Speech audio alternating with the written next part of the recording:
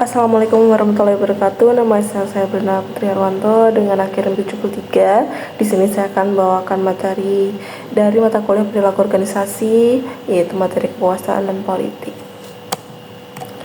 Yang pertama, kekuasaan adalah kemampuan seseorang untuk mempengaruhi perilaku seseorang sehingga seseorang ini akan berperilaku sesuai dengan yang diharapkan.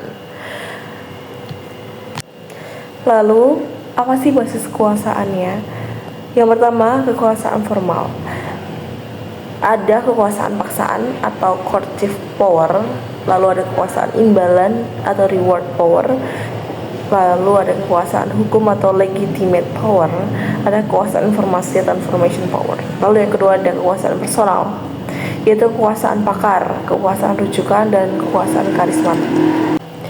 Lalu apa sih ketergantungan atau kunci kekuasaan?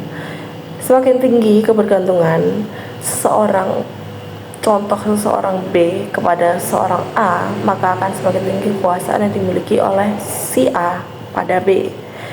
Apa yang menciptakan kebergantungan? Apakah importance, scarcity, non-substitutability? Lalu ada taktik kekuasaan, cara-cara yang ditempuh individu untuk menerjemahkan sumber kekuasaan menjadi tindakan yang spesifik. Ada legitimasi, ada rational persuasion, inspirational appeal,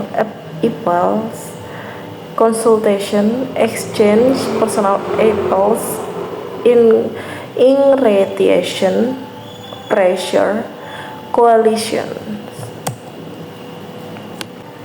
Lalu saya akan menjelaskan tentang pemilihan taktik. Yang pertama, ada pengaruh ke atas atau upward influence. Ini adalah upaya untuk mempengaruhi atasan atau manajer. Dengan persuasi rasional atau rational persuasion, ini adalah satu-satunya taktik yang secara eksplisit disorot sebagian disukai dalam arah ke atas. Taktik ini melibatkan penggunaan argumen logis dan bukti faktual untuk menunjukkan bahwa suatu permintaan atau tindakan itu layak. Lalu ada pengaruh ke bawah atau downward influence. Ini adalah upaya untuk mempengaruhi bawahan atau karyawan. Dengan persuasi rasional atau rational persuasion menggunakan argumen logis dan bukti, permintaan inspirational atau inspirational appeals membangkitkan nilai, kebutuhan, harapan, dan cita-cita emosional penerima. Lalu dengan tekanan atau pressure menggunakan peringatan, tuntutan, dan ancaman.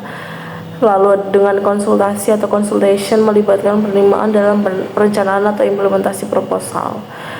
Dan dengan ingratiation atau menggunakan sanjungan pujian atau sikap ramah sebelum meminta sesuatu, lalu pertukaran dan legitimasi. Lalu selanjutnya ada pengaruh lateral atau lateral influence. Ini adalah upaya untuk mengaruhi rekan kerja atau individu secara dalam hierarki. Yang pertama ada persuasi rasional menggunakan argumen logis dan bukti sama seperti tadi. Yang kedua ada dengan konsultasi melibatkan rekan kerja dalam perencanaan. Dengan ingratiation menggunakan sanjungan, pertukaran itu menawarkan imbalan, legitimasi menggunakan posisi atau kebijakan, permintaan personal meminta berdasarkan persahabatan atau kesetiaan, dan koalisi mengarahkan bantuan orang lain untuk mendukung secara spesifik tujuan yang berpengaruh. Materi selanjutnya politik organisasi, yang mana politik adalah kekuasaan dalam tindakan. Lalu perilaku politik atau politic behavior terdiri dari aktivitas yang tidak dipersyaratkan sebagai bagian dari peranan formal seseorang dalam organisasi, tetapi yang mempengaruhi atau berupaya untuk mempengaruhi distribusi keuntungan dan kerugian di dalam organisasi.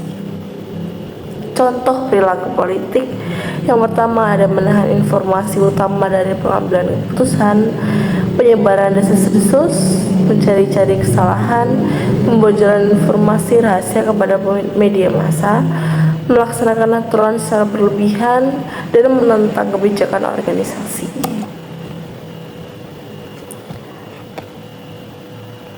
Selanjutnya ada faktor perilaku politik. Yang pertama ada individual faktor, yaitu high self-monitor, internal locus of control, high match personality, organization investment, perceive job alternative, expectation of success. Yang kedua, organization factor, yang tadi dari individu sekarang dari organisasi. Yang pertama itu ada relocation of resource. Yang kedua ada promotion opportunities. Ketiga, low trust. Keempat, role ambiguity. Kelima, unclear performance evaluation system. Keenam ada zero sum reward practice. Ketujuh, democratic decision making. Ke-8, high performance pressure. 9, self-serving senior manager. Yang mana kedua faktor ini akan menciptakan policy behavior atau kebiasaan politik. Yang pertama, yang bisa jadi high dari low ke high, lalu akan menciptakan favorable outcomes, yang mana itu akan menjadi 2 poin. Yang pertama ada reward dan yang kedua ada afford punishment. Lalu respon dari individu. Employee respond to organization politik, yaitu akan decrease job satisfaction, increase anxiety and stress, bisa increase turnover dan reduce performance. Terima kasih, sekian penjelasan dari saya mengenai materi perilaku organisasi, kepemimpinan, dan kekuasaan dan politik. Terima kasih.